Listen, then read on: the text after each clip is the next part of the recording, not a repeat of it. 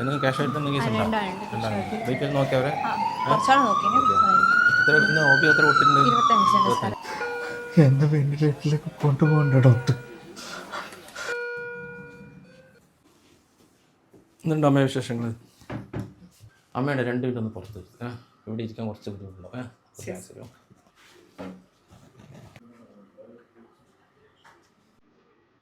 അമ്മയുടെ അസുഖം വളരെ ക്രിട്ടിക്കലായിട്ട് പോയിക്കൊണ്ടിരിക്കുകയാണ്. ഇപ്പോൾ ക്യാൻസറിൻ്റെ 4ാമത്തെ സ്റ്റേജും കഴിഞ്ഞു. ഇത്ര നാളും എന്താ കാണിക്കാതിരുന്നത്?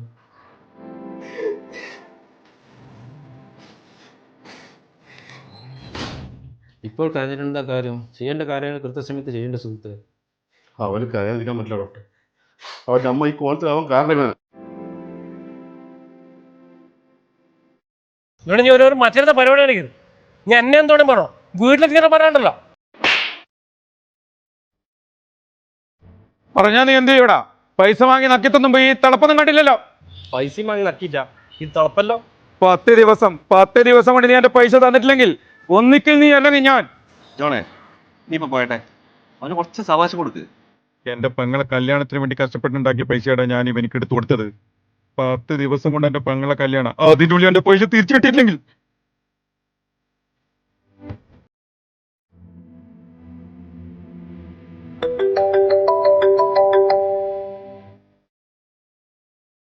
മോനെ അടിയാ ഡോക്ടർ ഇപ്പം വരുന്ന പറഞ്ഞ മോനെ. ഞാൻ ഇപ്പൊ എത്താം. ശരി മോനെ.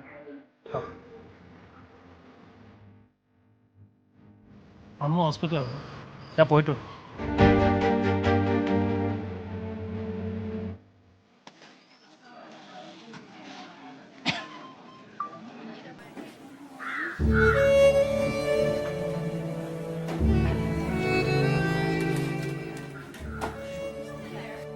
മോനെ കാണാത്തത് കൊണ്ട് അമ്മ ഒറ്റക്ക് കയറി. ഡോക്ടർ മോനെ ഒന്ന് കാണണമെന്ന് പറഞ്ഞു. ശരി അമ്മ. നമസ്കാരം ഡോക്ടർ. അമ്മയുടെ വയറിൻ്റെ വലതുവശത്ത് ചെറിയൊരു മുഴ കാണുന്നുണ്ട്. അതൊന്ന് നമുക്ക് ടെസ്റ്റ് ചെയ്യണം. ഞാൻ സ്കാനിങ്ങിന് എഴുതുന്നുണ്ട്. സ്കാൻ ചെയ്തിട്ടൊരു 2-3 ദിവസത്തിനുള്ളിൽ നിങ്ങൾ അതിൻ്റെ റിപ്പോർട്ട് കാണിക്കണം. അതുകൂടാതെ കുറച്ച് ടെസ്റ്റുകൾ കൂടി ഞാൻ എഴുതുന്നുണ്ട്. ഈ ടെസ്റ്റുകൾ ഒരാഴ്ചക്കകം നിങ്ങൾ കാണിക്കണം. അതിന് വേദനയ്ക്കുള്ള 2 ഗുളികകളും ഞാൻ എഴുതുന്നുണ്ട്. അത് വേദന ഉണ്ടെങ്കിൽ നമുക്ക് കൊടുക്കണം. ശരി സാർ.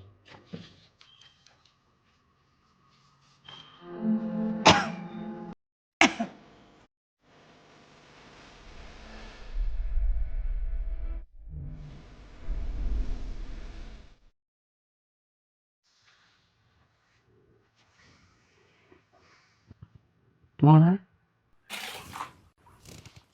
മോക്ക് ഉമ്മാനെ കൊണ്ട് ബുദ്ധിമുട്ടായ? ബുദ്ധിമുട്ടായി. മൂന്നനങ്ങാണ്ടുന്നേ.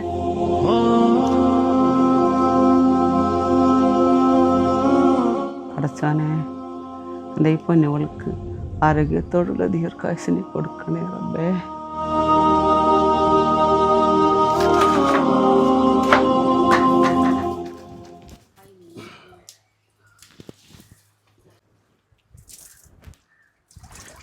ഉമ്മ പിന്നെ മൂത്രച്ചല്ലേ? എൻ്റെ ഉമ്മാനെ കൊണ്ട് നീ വല്ലാണ്ട് ബുദ്ധിമുട്ടുണ്ടല്ലേ? അതെന്തൊക്കെ നിങ്ങൾ അങ്ങനെ പറയുന്നത്? നിങ്ങളെ ഉമ്മ എന്ന് പറഞ്ഞാൽ എൻ്റെ ഉമ്മ തന്നെയല്ലേ? അല്ല, സ്വന്തം ഉമ്മാനെ പോലെ നോക്കാൻ പറ്റാത്തൊരു കാലഘട്ടമല്ലേ, അതുകൊണ്ട് ചോദിച്ചു പോയതാ.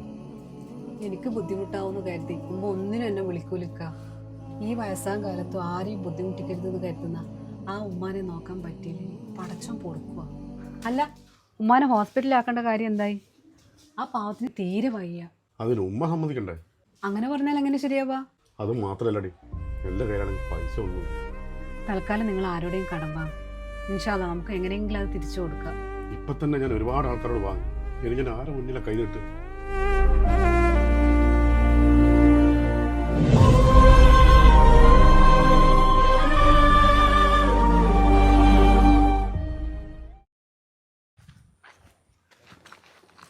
ഡോക്ടറെ കാണാൻ പോയിട്ട് എന്തായടാ?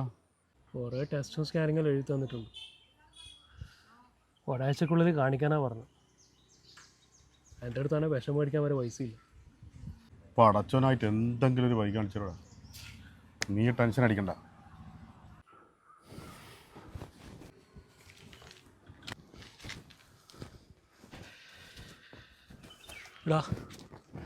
ഞാൻ കുറച്ച് ദിവസത്തേക്ക് നാട്ടിലുണ്ടാവില്ല. നീ എവിടെയാണ് പോകുന്നത്? ചെന്നൈയിലേക്ക് ഒരു ട്രിപ്പ് പോകാം. ഒരു 10 ദിവസം കഴിഞ്ഞിട്ട് ഞാൻ വരും. ഡാ, അപ്പോൾ അമ്മേൻ്റെ സ്കാനിങ്? ഡോക്ടറെ അടുത്ത് പോകാനല്ല സ്കാനിങ്ങിൻ്റെ ആവശ്യമുള്ളൂ. ട്രിപ്പ് പോയിട്ടില്ലെങ്കിൽ എൻ്റെ കുടുംബം പട്ടിണിയാവണം.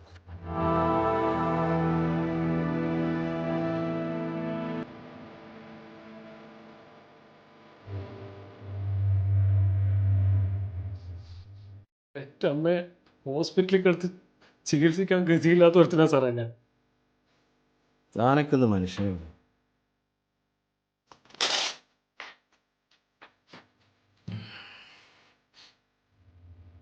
എന്താ സാറേ അത്?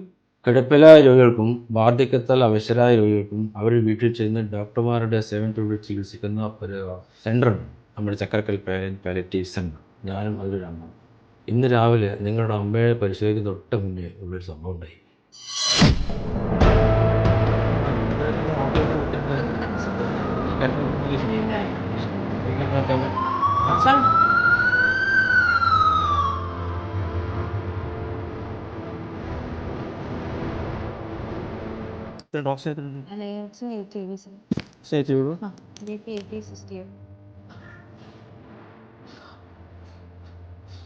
വെന്റിലേറ്റർ റെഡി ഇല്ലേ സാർ? അപ്പോൾ എത്രയും പെട്ടെന്ന് വെന്റിലേറ്റർ മാറ്റാൻ റെഡി പെട്ടെന്ന്. എന്നെ വെന്റിലേറ്ററിലേക്ക് കൊണ്ടുപോകണ്ട ഡോക്ടർ. സുഹൃത്ത്, നിങ്ങൾ അങ്ങനെ പറയല്ല. നിങ്ങൾ ഓക്സിജൻ അളവ് കുറവാണ്, ശ്വാസ തടസ്സമുണ്ട്. എത്രയും പെട്ടെന്ന് നമുക്ക് വെന്റിലേറ്റർ മാറ്റി പറ്റും. ഓക്കെ? എനിക്കറിയാം ഡോക്ടർ, ഞാൻ ഇനി ഒരിക്കലും ജീവിതത്തിലേക്ക് തിരിച്ചു വരില്ലെന്ന് എനിക്ക് നന്നായിട്ട് അറിയാം. ഉറപ്പിച്ചു എനിക്ക്. എന്തിനാണ് ഡോക്ടർ ഒരു വലിയ ധനസഹായം, ഒരധിക ചെലവ്?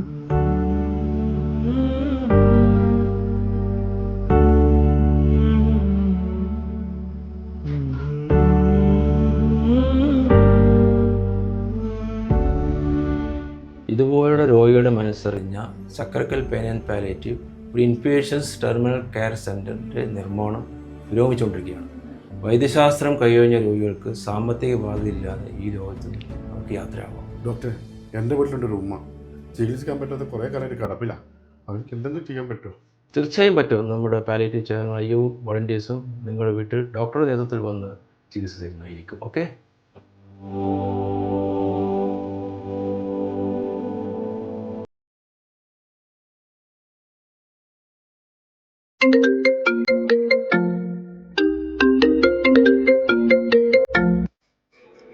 ആ ഓഫ് ഡോക്ടർ. ഓ അതെയാ? ഞാൻ ഇപ്പം തന്നെ പോവാം.